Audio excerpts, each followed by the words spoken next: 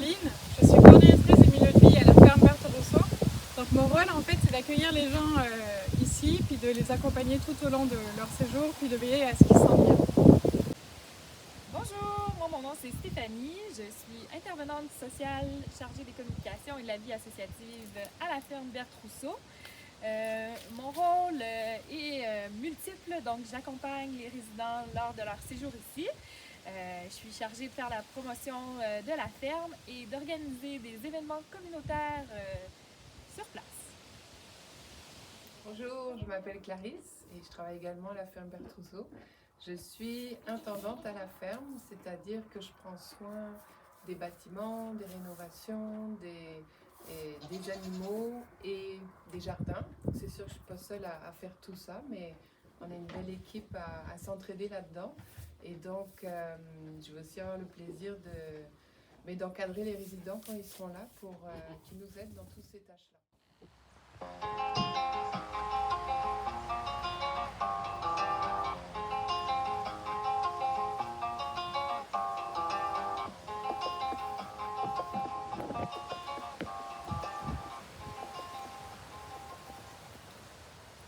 Donc c'est ça finalement, comment c'est né la ferme Berthe-Rousseau, c'est il y a une trentaine d'années, les deux fondateurs de l'organisme ont fait un voyage en Honduras et ils ont été vraiment impressionnés par l'accueil avec lequel ils ont été accueillis par les gens de là-bas qui pourtant n'avaient pas grand-chose, mais le cœur était très présent et ça les a beaucoup marqués.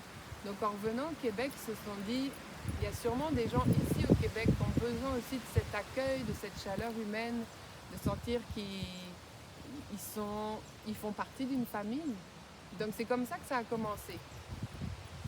La ferme a vraiment été aussi très aidante pour tous ces gens-là pour retrouver des repères et puis une façon de vivre.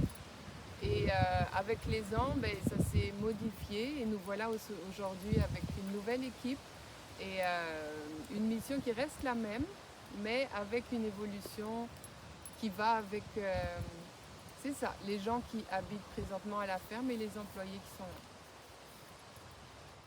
Les gens qui viennent faire une demande de séjour à la ferme, c'est des gens qui vivent des difficultés dans leur vie. Donc ça peut être des personnes qui sont en deuil, qui vivent une dépression, un épuisement professionnel, qui sont dans des situations pas faciles.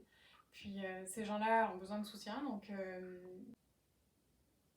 la manière dont on les aide ici, c'est qu'on leur propose de participer aux activités maraîchères. On a des grands jardins à l'extérieur, de prendre soin des animaux, donc des chèvres, des poules et autres animaux fermiers.